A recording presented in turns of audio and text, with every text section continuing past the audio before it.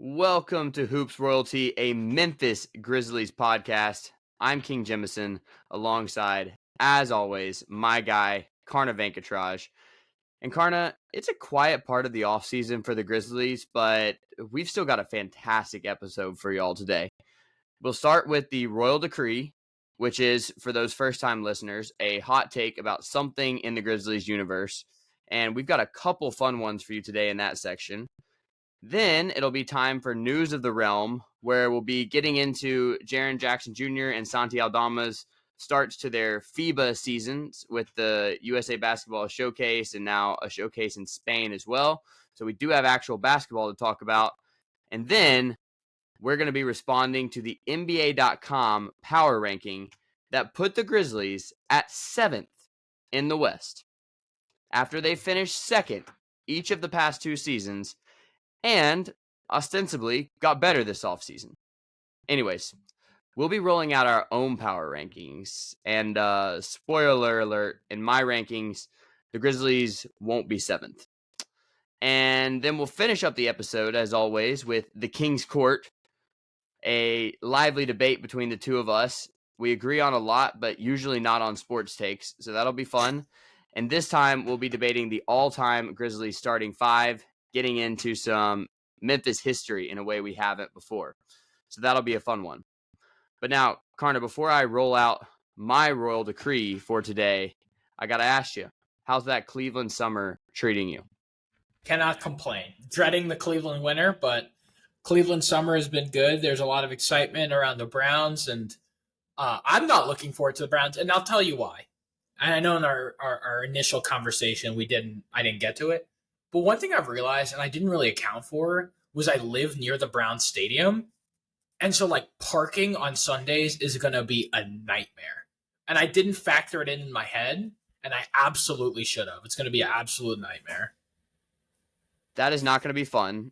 And then what is going to be fun is in December, and particularly January and February, you and I debating which one of us is having the worst winter with our first time as Midwesterners living on the Great Lakes. But Karna, with the obligatory banter part of this podcast checked off, let's get into what people came here to listen to, and that is some hot Grizzlies takes. I'm about to hit you with a royal decree right after this.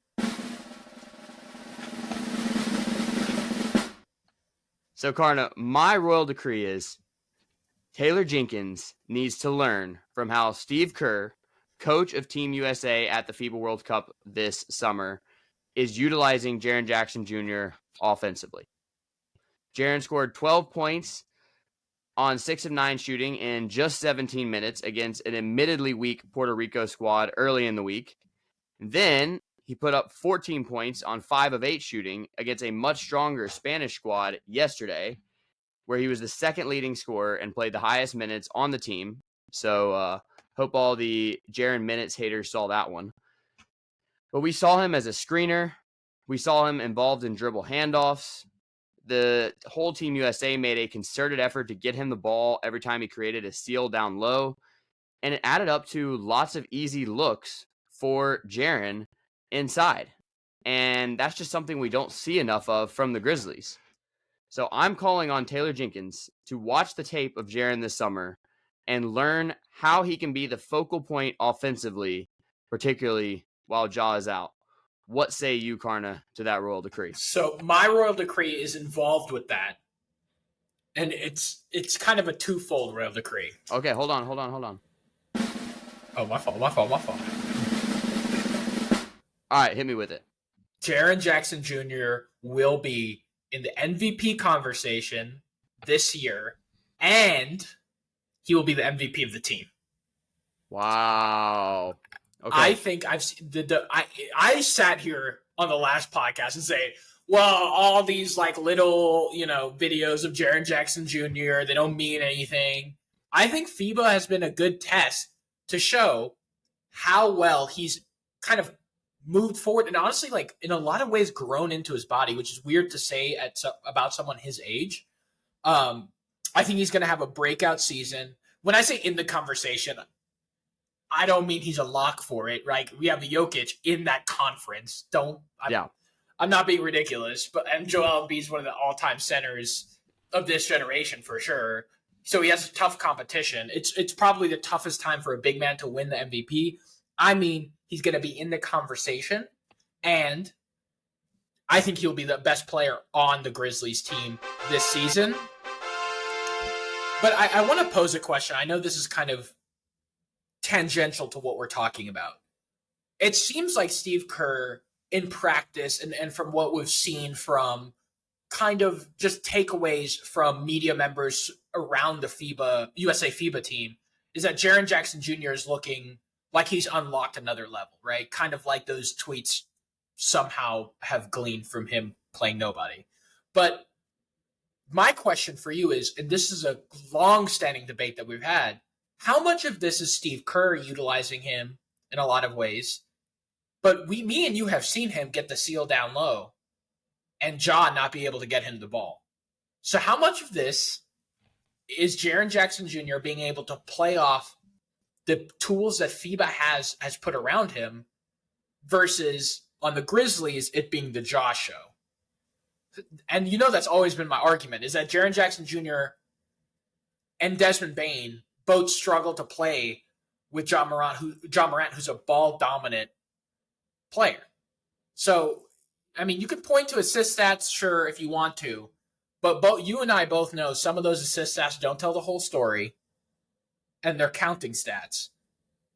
Do you think any of this is to do with some of those tools and pieces that are different from a ball-dominant Ja Morant? I don't put it on Ja. I actually put it on one of my favorite players on the Grizzlies, and that is Steven Adams. And if it's not Steven Adams, then I put it on Xavier Tillman or Brandon Clark. And what I'm saying is, Jaren almost always has to be the spacing big with the Grizzlies. He has to hang out around the perimeter because you've already got another big guy in the game who can't shoot. And so Jaren, he's not a great three-point shooter, but he's good, really good for a 7-footer. And so he has to play that spacing role, which takes him away from the basket, which means he's not your primary screen and roll option, which means he's not even getting the opportunity to create those steals down low. And that is a structural issue with the Grizzlies team that they're going to have to find a way around. With Brandon Clark, it's easier because he can be kind of a vertical spacer. And so you put him in the dunker spot and Jaren can still post up, and maybe that's not such an issue. But they're going to have to find ways to create space on the floor with both Steven Adams and Jaren Jackson, and while still giving Jaren the ball inside. I think the easiest way is to make Jaren the screener, the primary pick and roll guy. He has obviously improved in that area. We've seen him get a lot of buckets that way. He's got great passers on this FIBA team, no doubt, but Ja Morant is an elite passer. Whatever you might want to say about him making his teammates better. And Marcus Smart is also a very good passer. Desmond Bane, also a very good passer. Steven Adams, a very good passer. So if he is able to use this role game that he's developed this summer with the Grizzlies starting this fall, I think that the pick and roll can be a way he gets a lot of easy baskets. I take your point. Okay. There is something about the Grizzlies that is preventing Jaren from getting those easy looks that we're seeing him get in what are, glorified exhibition games, but I think he's going to continue to do it at the FIBA level. But to me, it's really on Taylor Jenkins to find a way to create that space on the floor while still allowing Jaren to play to his strengths. And his greatest strength is not three-point shooting. His greatest strength offensively is his post moves down low, is his ability to finish because he's an athletic 7-footer. So Let's see what Taylor can do with that. Yeah, I think he will have a great season this season. I think what will be interesting is if we take that first 25 or however long Ja is and match that performance against the first 25 where Ja kind of plays. Let's just assume it's 25, right? First 25 games where we're running the offense through Marcus Smart. How efficient and effective is Jaren Jackson Jr. versus when Ja Morant is on the floor? I think that will give us a really, really interesting data point about whether Ja is making his teammates better. And I've been on that soapbox forever. You and Yeah. Charles Barkley. Yeah. Oh no. Oh no. Oh God. You and Charles Barkley are the only two people I have ever heard say that Oh John Morant does not no. make his teammates better. There are many, many Twitter haters that agree with me. And I'm not saying those people are any more experts in basketball. But I think like the data, I think this will be a very interesting data point. I'll leave it at that. It doesn't mean that Jaren's scoring can't go down once Shaw comes back, because you would expect that you put John Morant back in the starting lineup, he's going to eat up a lot of that scoring. However, you want to see that Jaren's still staying around the same volume and at an even higher efficiency. Because for the Grizzlies to be unlocked, they can't have a playoff series where Desmond Bane, Jaren Jackson, and John Morant are all shooting below 45%. Yeah. They need all those guys north of that number, and I think that's possible if they are distributing the ball well and finding creative ways for spacing. And one of those ways to transition to the next segment might be to see a little more of a guy we haven't talked about much this offseason, and that is Santi Aldama. So now you've heard this sound once already, but as we officially transition to the news of the realm segment, let's hear those trumpets. Hear ye, we've got Grizzlies news for you. Really, for the first time since Summer League, we actually have basketball games to talk about. And with that, Santi Aldama, playing for Team Spain, one of only 2 active NBA players on that roster, and thus far he's been the best player for what is currently the number 1 ranked team in the world. So earlier last week against Slovenia, and by the way, Luka Doncic was playing in that game, Santi Aldama scored 18 points, put up 7 rebounds, 7 assists in a 99-79 win. It was really impressive to see him be the primary ball handler at times. That guy's really got vision. He's got that European savvy for finding open guys. I'm not sure we've seen that utilized enough on the Grizzlies. And then against Team USA yesterday on Sunday, he put up 14 points, 5 rebounds, 3 assists. He was 5 of 12 from the field, which is pretty good efficiency considering who he was going up against. And he was his team's leading scorer. So he was one of the only guys on that Spanish team who could consistently find his offense against a pretty stingy American defense. And then, of course, Jaren against Spain, I gave you his stat line, but in addition to those 14 points on efficient shooting, he also had 3 blocks. And I'll highlight this stat again. I think it's really impressive that he had the highest minutes on the team. In Saturday's game against Slovenia, I haven't brought it up. The United States beat Slovenia by a whole lot because Luka didn't play. But Jaren didn't play much either. He didn't start, wasn't as big a part of the offense. And then when Steve Kerr saw a tougher opponent like Spain on the schedule, he's like, we've got to put our best defender and our best big man scorer on the floor. And Jaren has been up to the task. He looks like a guy who might be playing for the Olympic team this time next summer. So, Karna, what do you think about Santi Aldama's performance, and then anything else you have to say about Jaren and FIBA so far? I mean, it's a different style of basketball, I think. I mean, FIBA obviously is, and it's less physical, which has been the kind of gripe against Santi. Was if you put him in a more physical environment, it's going to be harder for him. Yeah. So I still think that concern exists. I would love to see more minutes and see what happens, especially in this early part of the season. If he can stretch the floor, if he can be consistent from 3-point, if he can, even create for himself, off the dribble, which has not been a strong suit of his. So I think those 3 things I'd love to see in a vacuum or in an experiment in these first couple of games right out the gate. I still think the physicality is a concern, right? Like, your physicality versus Slovenia is going to be different than your physicality versus like Anthony Davis or, that Lakers squad, the Nikola Jokic and that Nuggets squad, even the Warriors at some time. So, that would be interesting to see. Those concerns still exist for me. I'm not totally sold on like giving Santi the keys to the Grizzlies. I don't think anyone's suggesting that, but that's where I sit on that. Is like the physicality is still going to be elevated in the NBA. It's just, can Santi kind of deal with that and still be effective? We'll learn more when the actual FIBA World Cup starts. Yeah. I believe that's like around August 26th that we get the real games. Team USA's opener at the World Cup is August 26th against New Zealand. Team USA will also play August 28th against Greece, August 30th against Jordan. That Greece squad will not have Giannis Antetokounmpo, so Team USA should have no problem getting out of their group. It'll have Costas, the better one. So I think we'll see more physicality in the FIBA World Cup, and that's where I want to see Santi thrive.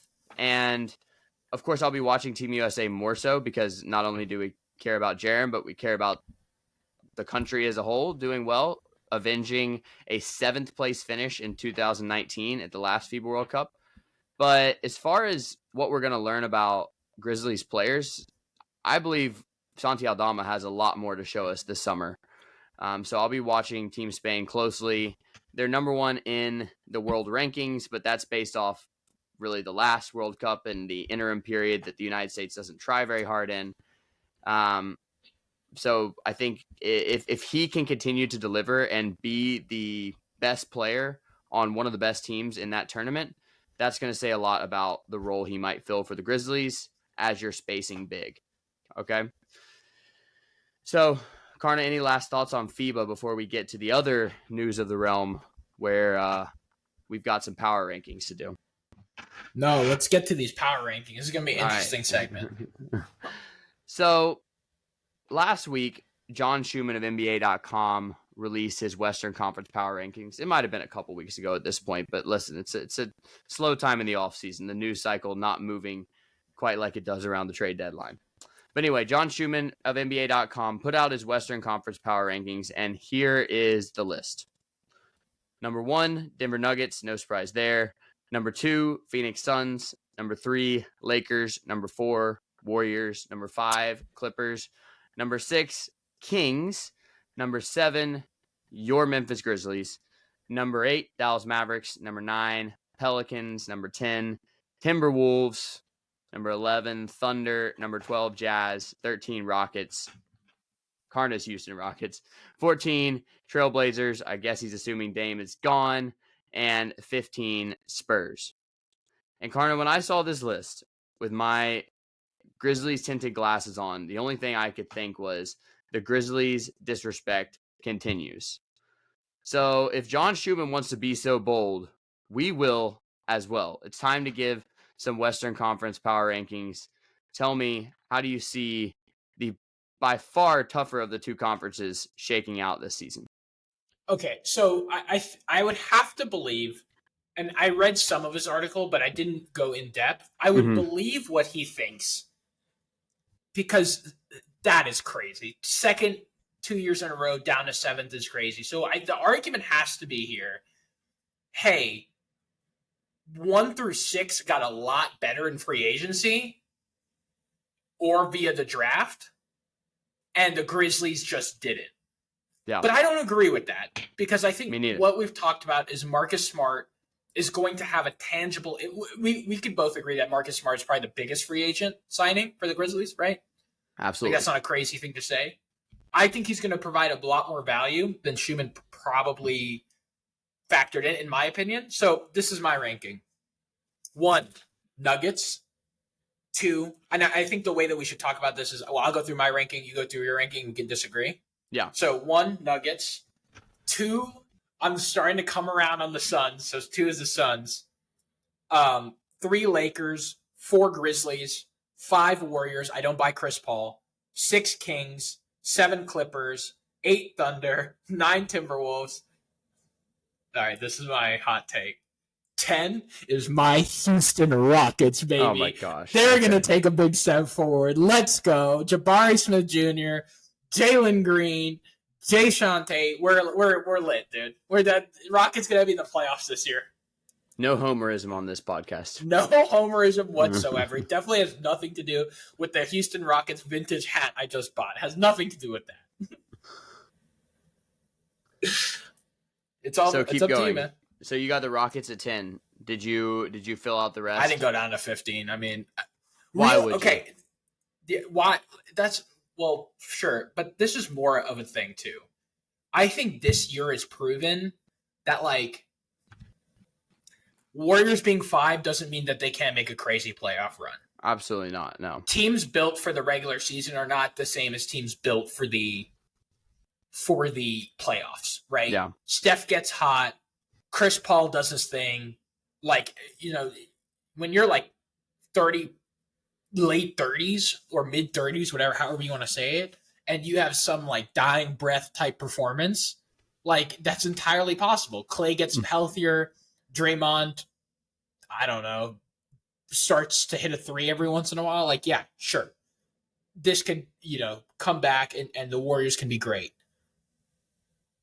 But are they built for the regular season? No. They're an older team. They're going to be taking some time off. And to the Suns, same thing. Like, they're going to win a lot of regular season games. We said that at the very beginning when they traded for Bradley Beal. They're a team built for the regular season. Now, when it comes playoffs times and you have to build and play defense and, just that other half even of a little of bit the game. Yeah. Yeah. Even a little bit, and you can't just outscore everyone 135 to 130. Yeah. Like, that's when you're going to see maybe some of these rankings not mean as much. And I get their power rankings, but the way it's such a crapshoot in the playoffs, that's kind of how I went about it.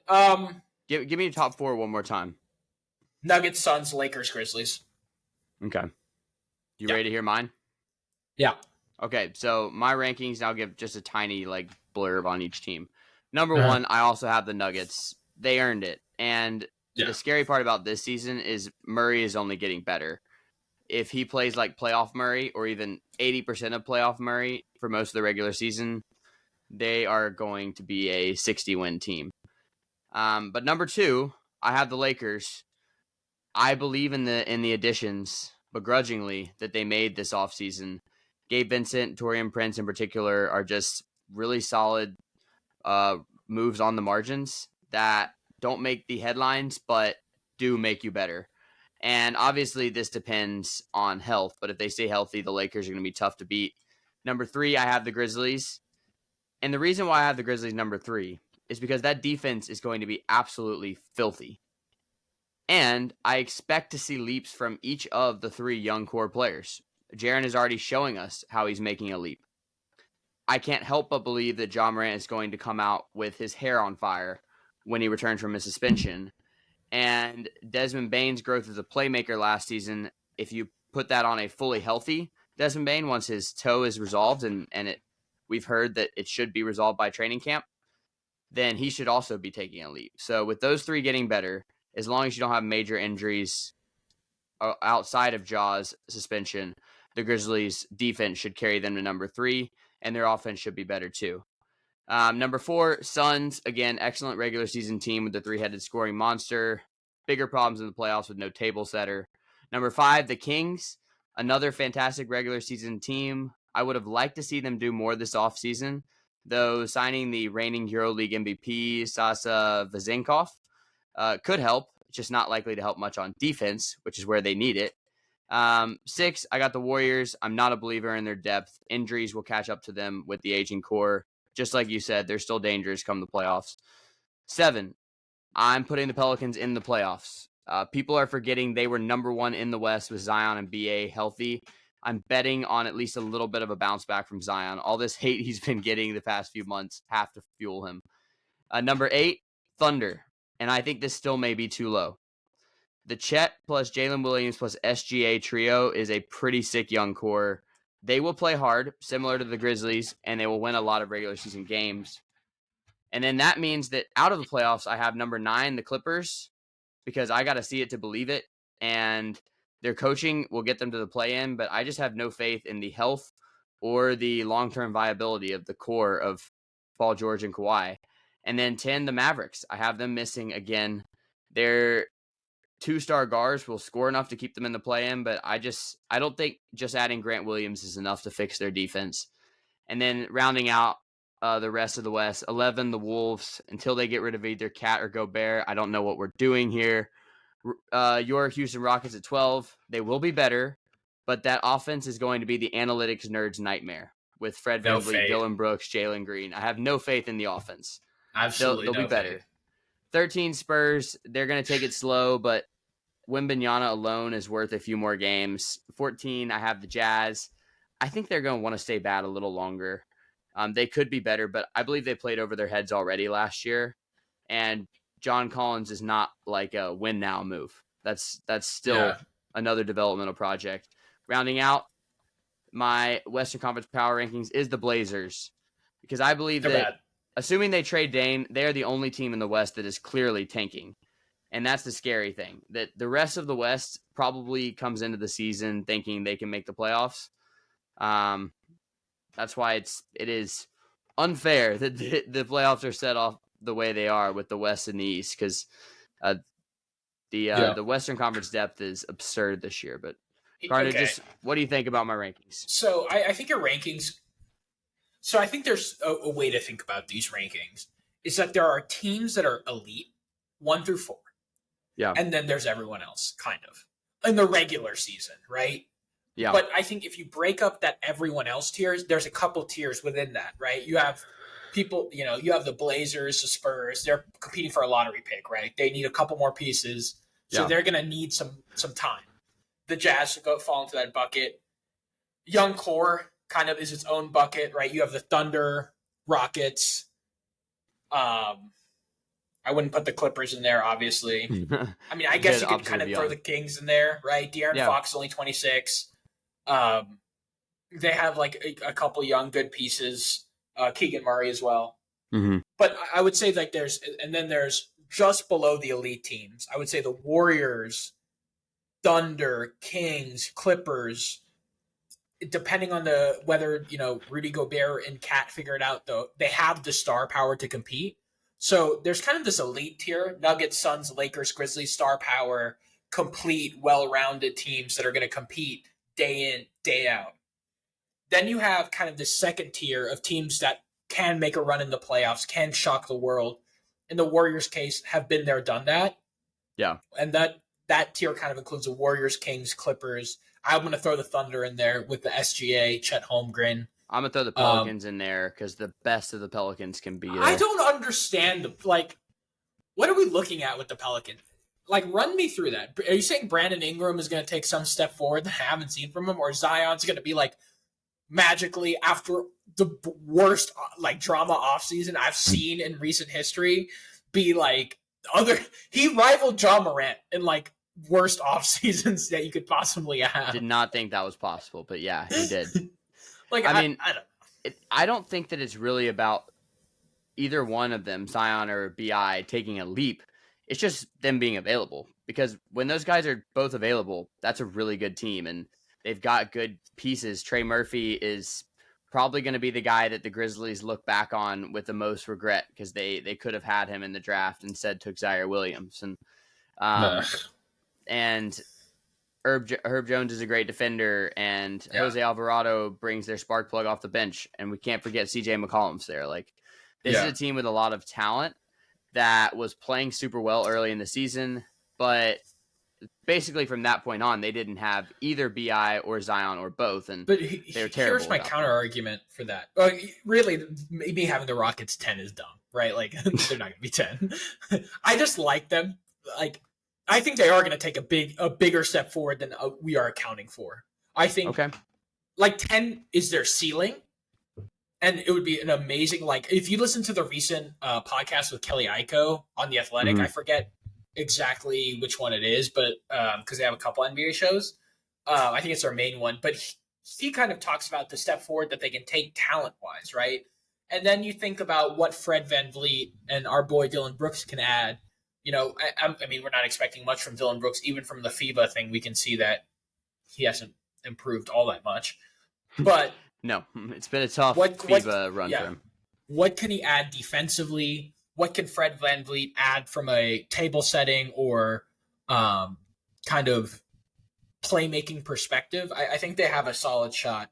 But going back to the Pelicans, I mean, I just don't see them being available all at the same time. That's my whole argument is they haven't proven that they can do it before. I think if Zion can come back and be a fraction of, like of himself, maybe we see them sneak into the playoffs. But my argument is like one guy we haven't mentioned is Anthony Edwards, like for the Timberwolves. Why is he not enough to put them within that top 10? Where do you have them now? Where did you have? I had him at 11. Where did you have him? I had him at 9. Yeah, I mean, Ant is amazing, and he's been another one of the stars for Team USA so far, along with Jalen Brunson and Jaren. But the front court of Cat and Gobert is not a good fit. They were better with Cat out, and if they decide to blow it up and trade Cat and get a probably really good return and build around Gobert, or kind of the other way around, I think it could work trading Gobert, but you're not going to get any value there. Then maybe it works. Yeah, when it was Ant's team, they were good. But it's not going to be Ant's team. It's going to be Cat's blow team. It up. Get some really good role players, put them around Ant, and you can definitely see something really bloom in Minnesota. Yeah, I am not a believer in Cat as like the best player on a winning team. No, absolutely not. I'm not. Yeah, I'm not a believer in Cat as a player on a winning team. Okay. He is a losing player. Okay, he's a good player, but he's a losing player. I don't know. Yeah, I mean, like, you don't think he could play like a role player type? I don't think even like willing. A secondary, third, tertiary star. His skills would allow him to do that.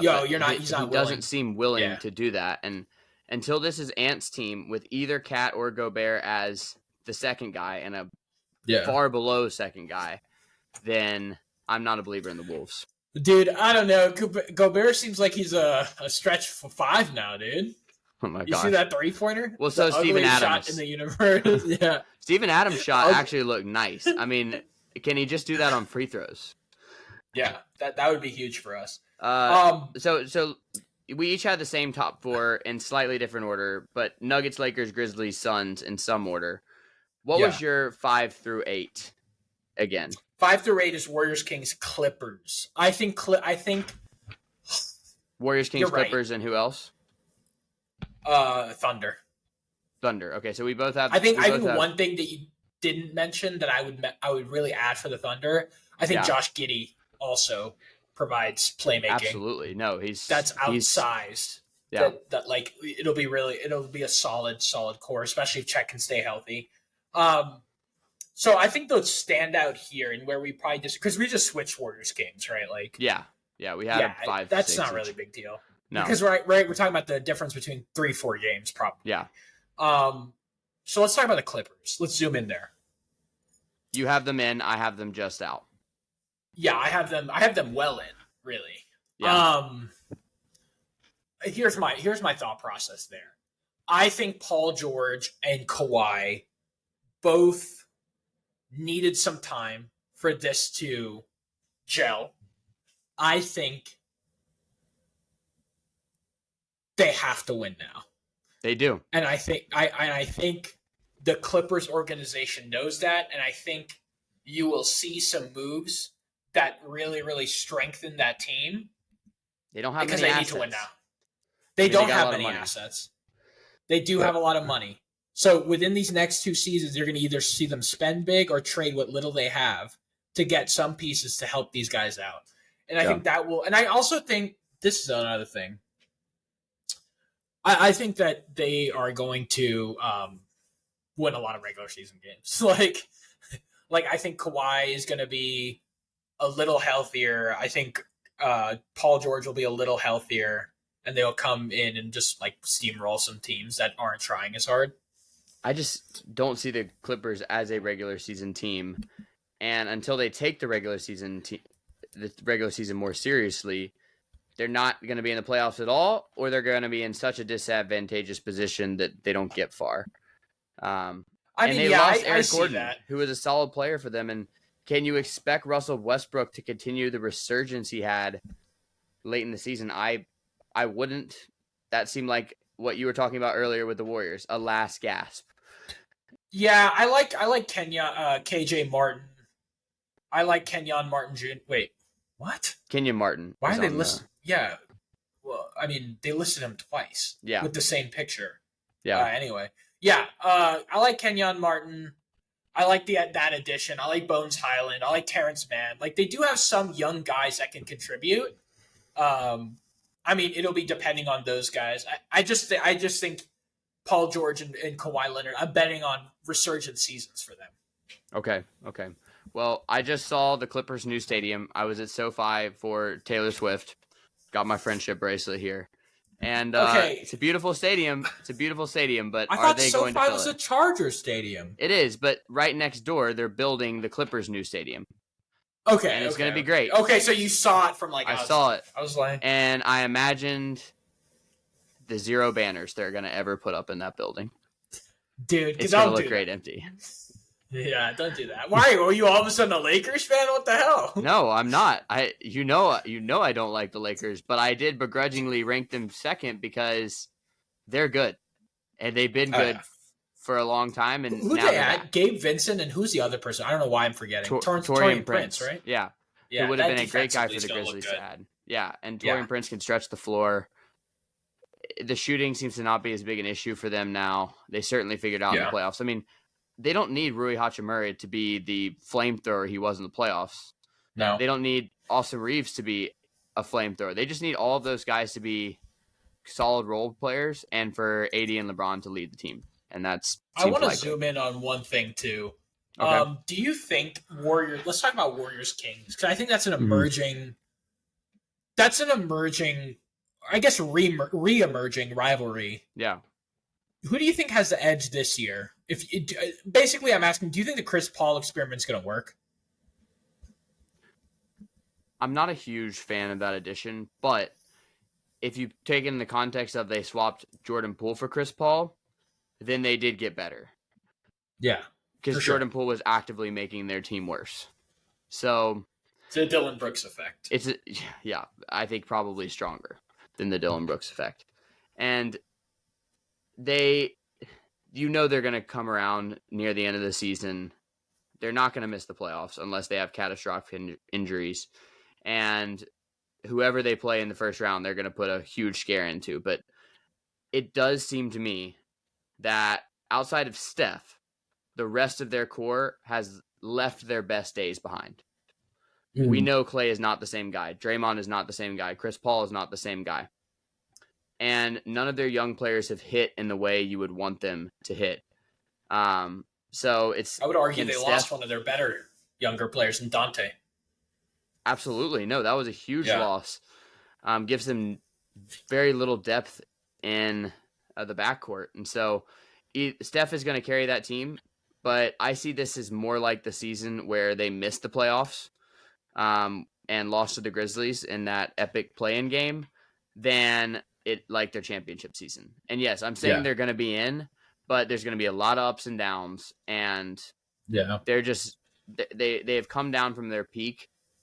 It's a good thing for the rest of the conference, and I would love to see the Kings not only surpass them in the regular season standings, but get the better of them in the playoffs as well. That'd be fun for the Bay Area. Me too. I was disappointed with the Kings this offseason. I think they could have taken a big step forward.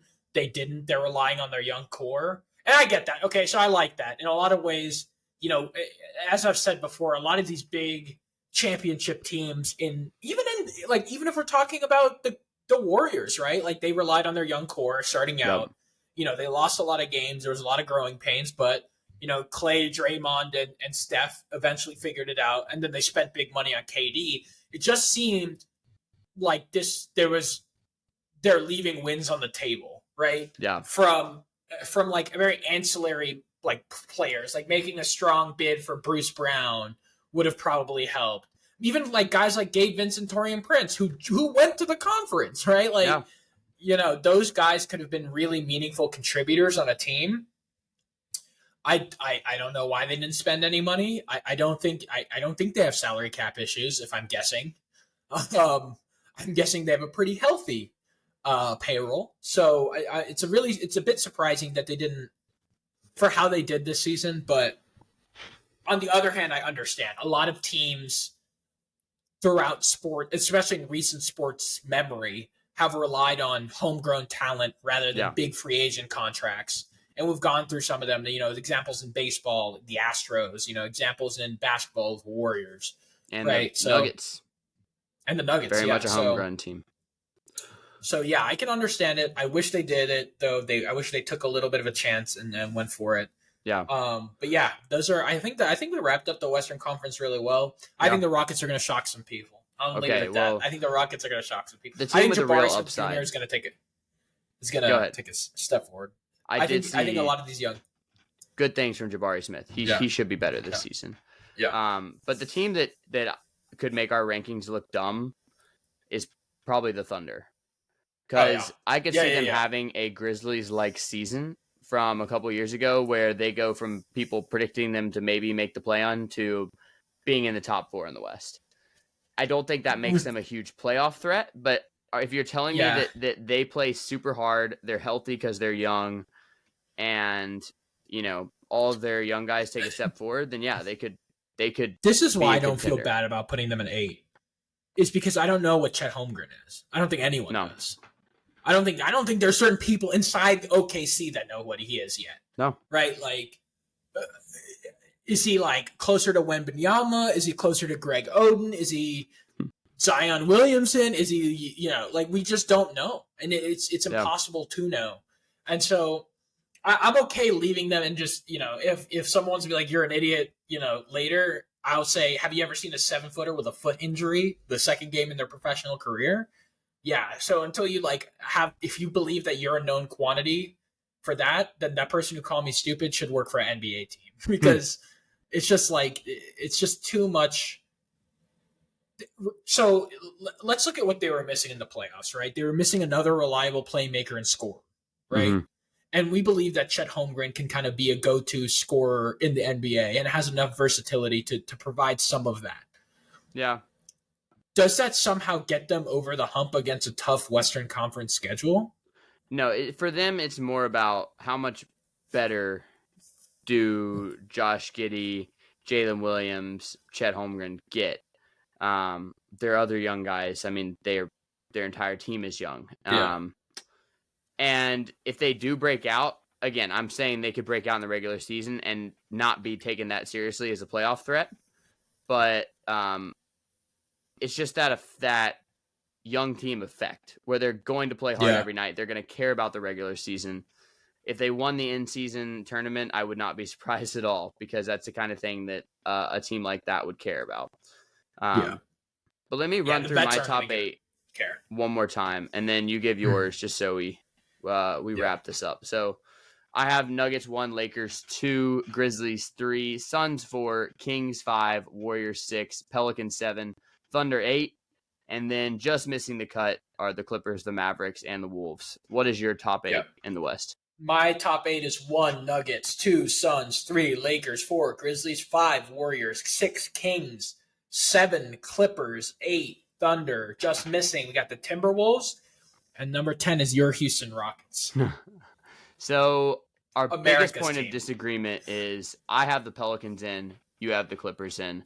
Yours is certainly the more conventional pick, but if the Clippers season goes anything like it did last season, then I may be gloating on this one. We'll see. Look, the only thing that I think would be let's extend this out just a little bit. Okay. If you had to pick the most dangerous team in this playoff run, who's it going to be? Besides the Nuggets. The most dangerous team. Okay. Yeah. Who are you least likely to want to face? Oh. If you're not the Nuggets, obviously. Probably the Lakers or the Suns. Really? Yeah. I could agree on the Lakers. I would rather not see the Grizzlies. Oh, I mean, than the Suns. If you're the Grizzlies, I thought you were going from a Grizzlies perspective. Oh, yeah. No. I mean, if you were any of these bottom teams, like say you're the Thunder, right? Who are you wanting to face? You're probably wanting to play the Grizzlies because the Grizzlies do have a little thing going on here where they have to prove it in the playoffs. Yeah, it's true. The Suns haven't proven it, though. No, that's what true. Have they done? They went to the finals a few years ago. I guess they went to the finals. Totally different but not with team. The same team. Yeah. I mean, I guess they do have guys that can prove it, though. KD has proven it. So maybe I'm wrong. Yeah, all right. Yeah, I think we wrapped up the rankings. I think we will track the Clippers versus Pelicans as the season goes on. and you will either see me or King gloat. So that'll be fun. We're good at that. Tune in. We can certainly gloat. Tune into next time. If there's one thing King and I do really well together, is talk trash. That is one of our strengths. I put it on my resume. But Karna, with NBA.com now officially discredited, let's turn to the King's Court. And for that, we need the gavel of justice. Order in the King's Court. It's time for a debate. Although this one might not be as heated as others, because I think we're gonna agree on a lot here. But let's talk about the all-time Memphis Grizzlies starting five. The Grizzlies might not have the long-term success of other NBA franchises. After all, they've only been around since 1995 and have only been in Memphis since 2001, and they've never won a game in the conference finals. But starting in 2011, they've consistently been near the top of the Western Conference with a strong, if unheralded, crew of players. So, in debating our all-time Grizzlies starting five, let's set a couple of quick rules. We're going to stick to the Memphis era of the franchise. So, no Sharif Abdur-Rahim, who might otherwise have been on the list, because he played his biggest role in Vancouver. And we're going to go by positions loosely. So, 1 point guard, 2 wings, 2 bigs. With those rules in place, Karna, what is your all-time Grizzlies starting five? I'm going to let you go first since I went first in the rankings. You go first. Okay, sweet. Yeah, I'll go for it. So my point guard is Mike Conley, the franchise record holder for games played, points, assists, steals, and threes. Enough said. My shooting guard is Desmond Bane. He is the best shooter in franchise history. He averages 16 points on 42.5% three-point shooting in his first 3 years, but he's probably going to be a career 20-point-per-game scorer, and this also says a lot about the weakness at shooting guard in the Grizzlies franchise history. But then, at small forward, you could also consider him a shooting guard, but at the other wing position, Tony Allen, 3-time first-team all-defense. He just mostly beat the charges against him for healthcare fraud. I believe he just got community service, so good defense legally as well. But he set the culture. He literally coined the term grit and grind, which I recently learned was actually a shot at Rudy Gay for sitting out a game with a hurt toe. So there's that. And then at the bigs, power forward, it's got to be Zebo, the offensive focal point of the early grit and grind years. At his height, as good as anybody not named Ja Morant for the Grizzlies. I mean, like single game heights that he could take the Grizzlies to. He was a 3-time All-Star, some epic games like 31 points to eliminate the Spurs in Game 6 in 2011, 28 and 14 to close out the Thunder in 2013 to reach the Western Conference Finals. Zebo was not only your consistent workhorse in the paint, he also was a guy who could elevate to be a really strong playoff scorer. And then at the other big position is arguably at this point the greatest player in Grizzlies franchise history, and that is Marc Gasol, the only Grizzlies player ever to be first-team All-NBA, team records in rebounds, blocks, field goals, free throws, and win shares. Though not nearly as flashy as Ja Morant, who should one day be the best player in franchise history, he has at this point reached the highest heights. Marc Gasol has reached the highest consistent heights of any Grizzly player, and he sustained it for a long time. And that's not even mentioning the playoff buzzer beater to beat the Spurs in 2017. Oh, so good. But my starting five, Conley, Bane, Allen, Zebo, and Gasol. Hit me with yours. I'm going to ask you one question before I ask that. How many seasons did Mike Conley in Memphis average more than 20 points? Oh, gosh. I'm going to go with 2. 1. So my top 5 is Ja Morant, 2, Desmond Bane, 3 through 5 is the same. Oh, no, my 3 is different. My 3 is Rudy Gay. Wow. I'm going to ask you another question. Tony, okay. I understand. Hold on. Tony, I because I'm about to contradict myself a little bit, but Tony Allen never averaged more than 10 points a game. Tony Allen wasn't a scorer. See, this is my argument, is that I think you have based your rankings as someone who has fell in love with the Grizzlies and has personal biases towards players that have defined how you watch sports. I am looking at this as like if you ask me the top 5 Rockets of all time, yeah, like Olajuwon's going to be on there. Am I putting T-Mac on there? Yeah. Yes, I am. Yao Ming's on there. Like these are guys that I grew up watching, not Olajuwon. But they defined my early NBA experience. So I think you're biased by this. You're biased looking at this from a box score hunting. Bias. No, just looking at like how many points people scored. You cannot possibly put Rudy Gay over Tony Allen. Yeah, I get that. But a guy who doesn't score more than 10 points a game, you're telling me he has more impact on the court than Rudy Gay. I'm telling you he does. He was the reason why the grit and grind era. Let's start at the top. Okay. But who cares? We didn't win anything. Who cares? Who cares? That's my argument. It's like, yeah, he defined an era as like some figurehead. Sure. But let's stop. Well, let's stop there. Let's start with Ja Morant. Okay, so round out your list. So you have so far Ja Morant, Desmond Bane, Rudy Gay. 4 and 5 are Zebo and Gasol. Like I think we could both like ignore. Like what am I not going to put? Am I going to not put the guy whose jerseys are retired in the stadium? Of course I am. Yeah. Like, I'm not dumb. Of course. I agree with Bane. I mean, if you're not going to put Abdul Al-Rahim in there, like yeah, sure, Bane for sure. So let's drill down on Ja Morant. Why I should put Ja Morant over Mike Conley? Because Ja Morant's a generational talent. And yeah, sure, he hasn't done as much yet as Mike Conley has, but his ceiling is much, much higher. He's already eclipsed in totality what Morant or what he's eclipsed what each player has meant to the NBA, A, and B, to Memphis. So even if you want to take that Tony Allen like type argument that you've made, right? He defines a generation. Ja Morant defines a generation of Grizzlies, the most winning Grizzlies generation. So if you're going to use that, not yet. Wait, did Mike Conley go to a Western Conference Final? Yeah, he did, right? He did. Yes. So did Ja Morant? No, not yet. So, but I'm sorry. Consistently making the playoffs. Who has more playoff appearances? Am I crazy? Mike Conley went. I think 7. Mike Conley went 7 years in a row. Or 2011, 12, 13, 14, 15, 16, 17. Yeah, that's right. Okay. But even so, not averaging more than 20 points and not being the best player on the team, you're putting him over Ja Morant?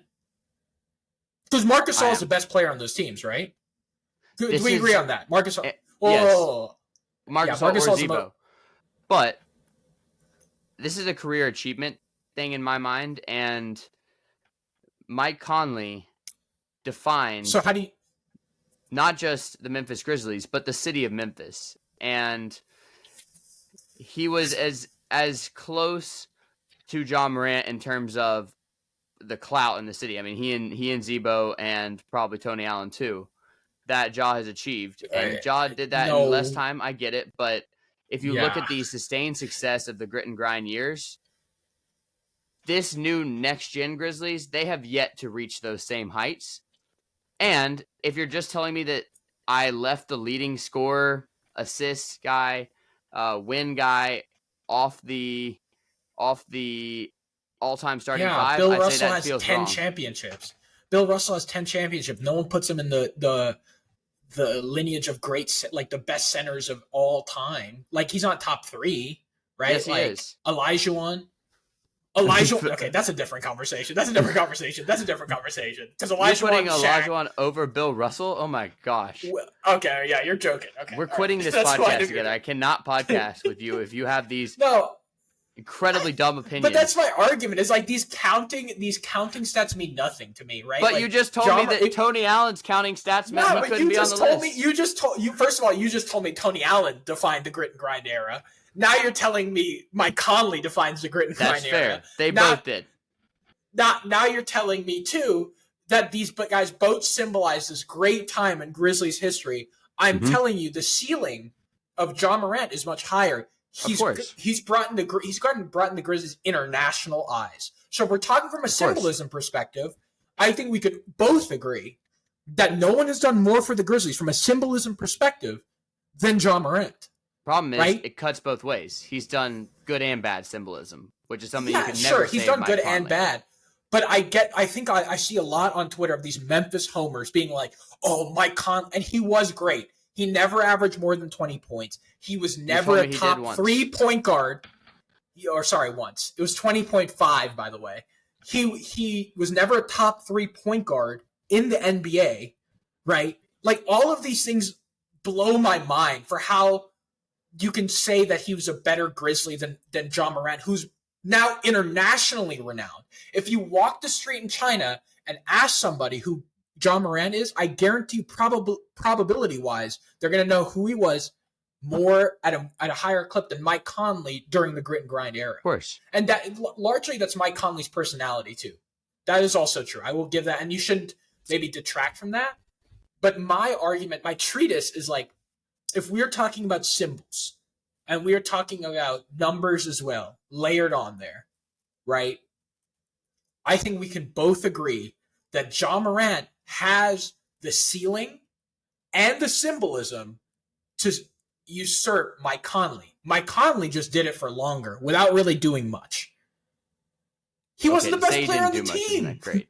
But you've said three people define the grit and grind era. Has yet to achieve the same career personal heights or the same career team heights that Mike Conley did. And he will someday, and I fully expect that Ja Morant will be the best player in franchise history. I'm saying that Mike Conley is the franchise's leading scorer, and that has to mean something. I mean, that's fine. He's just done it for longer. Like, I don't... Of course. I agree it has to mean something. Really long time. How many All-Stars does he have? Mike Conley? One. And in Memphis? One. Now Ja Morant already has 2. Of course. And if you're asking me who the best player most improved player, rookie of the year, all NBA second team, like, I think you're kind of downplaying what Ja has brought to the Grizzlies by saying this. And I see a bunch of homers that I swear to God, I believe that they all are talking to each other about, like, what's the hottest take to have. Dude, Mike Conley is not anywhere near the ceiling of Ja Morant. He's not anywhere near the marketing talent of Ja Morant or the on-court talent of Ja Morant. Ja Morant has single-handedly ushered in and this is going to be a hot take, but the only time I've ever seen another person do what they've done for a franchise is LeBron James getting drafted by the Cavaliers. Like, Zion Williamson was supposed to be that next generation talent. He wasn't. Giannis Antetokounmpo, sorry. I'm passionate now. Giannis from Milwaukee is the only other one I can think of. Jokic for Denver? Maybe Nikola Jokic too. Yeah. Jokic for Denver, sure. I'll take that too. Like, I mean, if you're asking me... Single-handedly... Go ahead. If you're asking me who I'd rather have on the team at their peak, it's absolutely Ja Morant. I am just saying that to get on that all-time starting 5, Ja still has more to prove. First of all, he cannot actively hurt the team as he has multiple times in the last 2 years. And he also has to achieve the same heights with his team because he is playing with a better team than Mike Conley ever did.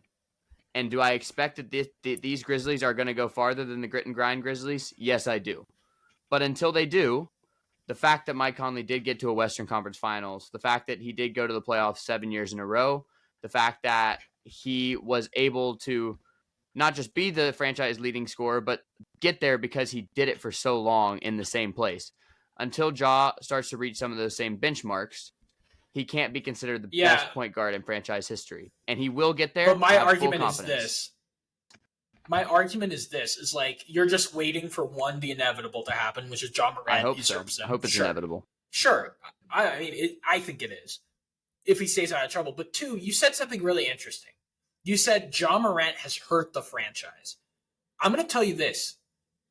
He has the capacity to hurt a franchise because he's such a star player. Yeah. Mike Conley never had the capacity to hurt a franchise as much as Ja Morant did. And let's stop there for a second. Because you've told me in this discussion that 3 different players have defined the grit and grind era. I believe you can make the argument that Tony Allen and Marc Gasol did. Mike Conley was a run-of-the-mill point guard who had some good seasons in Memphis. The only thing I will say on top of that is that it's not like he was a generational talent at point guard. No, He but was he an was a average NBA smooth point guard that operator. just did.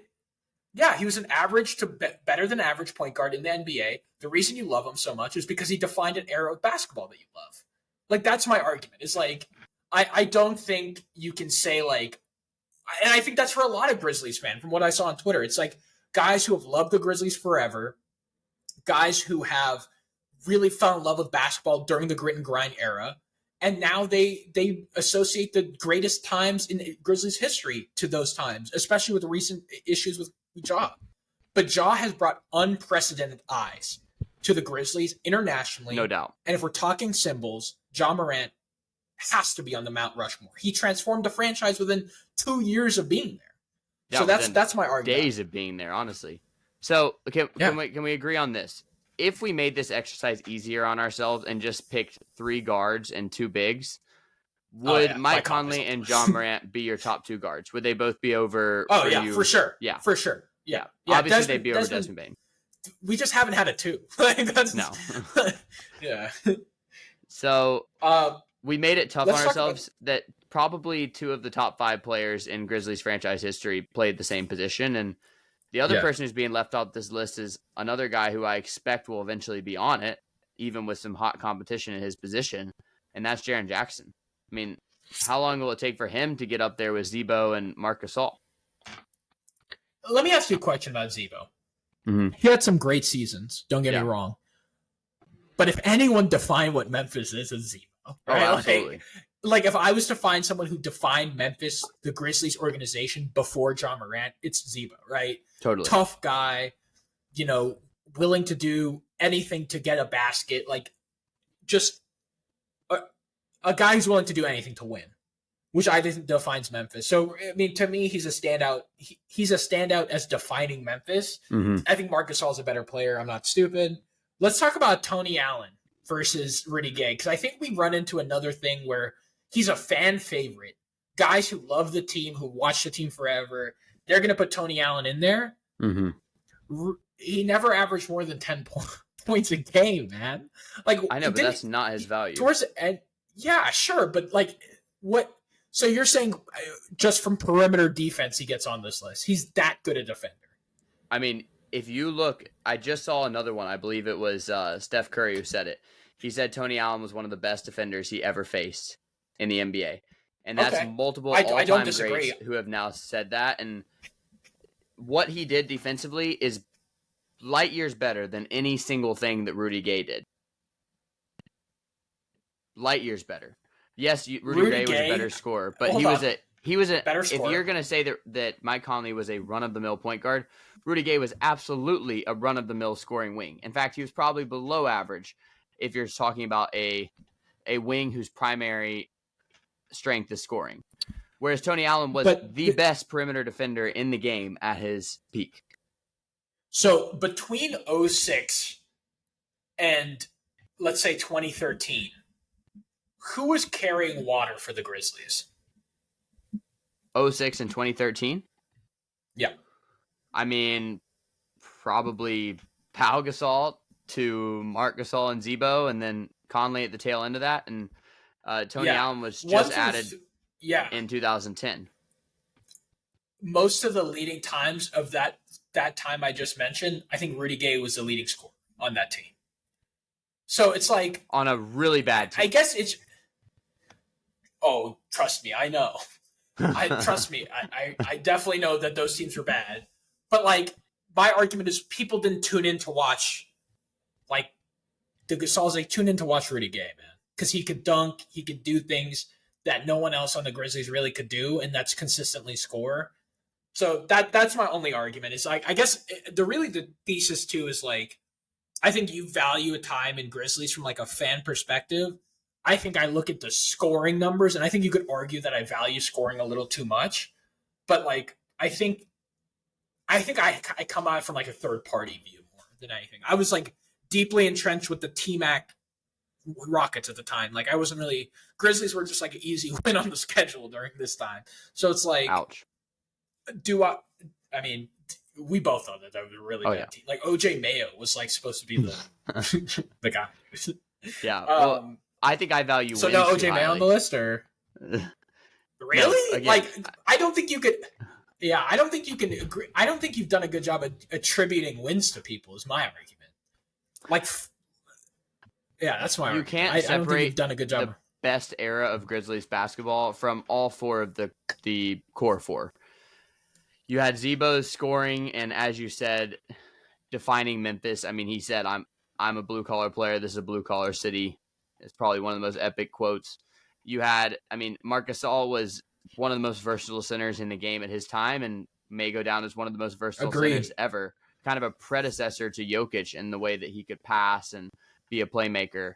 But then Mike Conley was your steadying force, your point guard, and when he needed to be, he could elevate to be your number one scorer. I think of his 35-point playoff game and an OT win versus the Spurs in 2017. And then Tony Allen provided the backbone, which was your defense.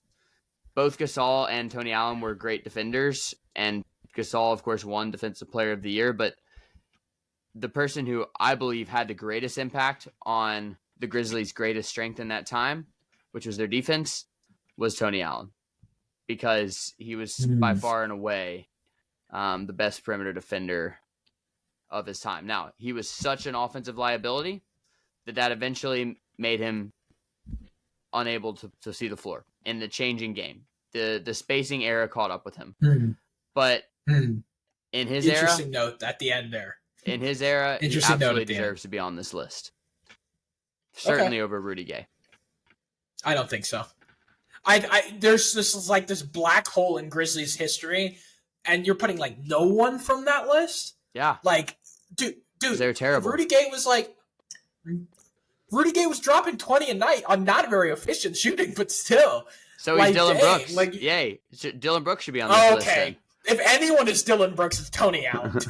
If anyone is Dylan Brooks, it's Tony Allen. Tony Allen didn't try to be too much offensively. He didn't think That's fair. that he was one of the best offensive players. He knew he couldn't shoot. And so he also, did what he could. I'll argue this. This is a lesser argument, but for some reason, when I think of Tony Allen, even though he spent almost an equivalent time in Memphis, I think of him as a Celtic.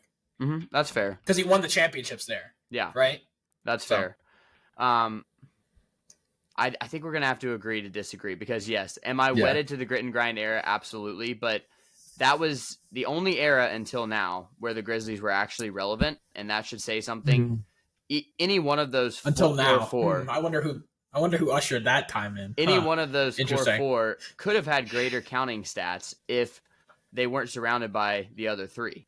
Like, yeah, I think Mike Conley could have averaged 25 a game at his peak, but he didn't need to because he also had two really solid scorers in Zebo and Gasol. That's a fair point. Yeah. And obviously John Morant should be on this list and will be on this list soon. And if he takes the Grizzlies to the finals, maybe even the conference finals this next season, he's probably already done enough to surpass Conley. He just got a couple things to prove. You got anything else on our all-time Grizzlies starting five? No, that was fun. That was really fun. Read yours out one more time for the folks back home. Morant, Bane, Rudy Gay, die by that. 4 Zebo, 5 Gasol. You will die by that take because it's so terrible. All right, mine. Rudy Gay forever, man. Conley, Bane, Allen, Zebo, Gasol. Don't forget, we did this by positions. Obviously, if we weren't doing it so strictly by positions, you would swap Ja for Bane in a heartbeat. But that was fun. 100%.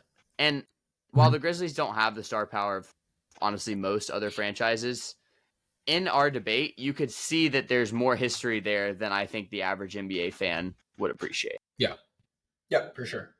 So, any last thoughts, Karna? Nope, that's it. I think it was a good time. Keep tuning into this. Yeah, like and subscribe. Do whatever you need to do because we have some good debates here. Absolutely. And this is Hoops Royalty, a Memphis Grizzlies podcast.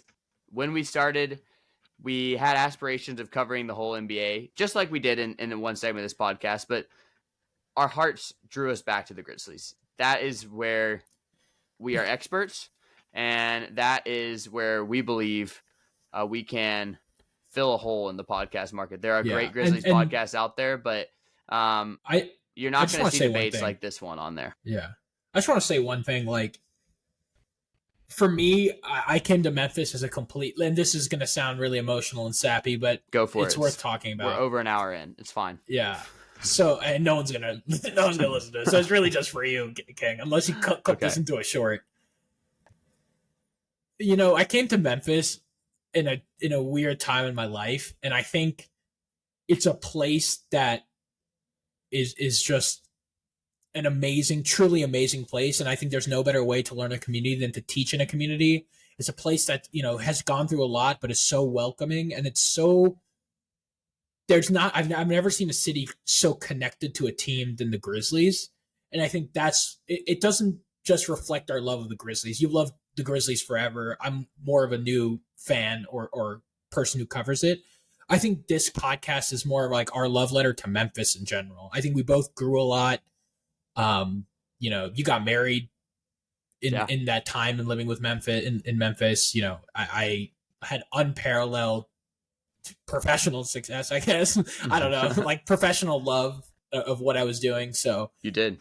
I think, you know, Memphis defines a really, really happy time in our lives, and it defines, you know, a city that we both love, and I think that's a reflection in how we cover the team as well. So Yeah. just a thought, just something I was thinking about. I will be clipping that into a short because that was beautifully said. And Yeah. I appreciate you, man. That's Memphis is a special place, and even though neither of us live there, we both miss it. And we're going to continue to bring you great Grizzlies takes, royal Grizzlies takes, because we're not letting go of that part of the city, and neither should you. But before you go, as Karna said, we would really appreciate if you like and subscribe on YouTube. And if you're listening to this as just an audio podcast, please give us a 5-star review and nice comment. We're available anywhere you can find a fine podcast. And it takes 30 seconds, but means the world. Most of all, we would love you to tell any Grizzlies fans and really any NBA fans about the most regal Memphis Grizzlies podcast in all the realm. Word of mouth does more than anything, and nowhere else will you get these smoking hot royal decrees, hard-hitting analysis and reaction and news of the realm, and fun and lively debate in the King's Court. And we'll have more for you next week. So thanks so much for listening, and have a fantastic week. Go Grizz.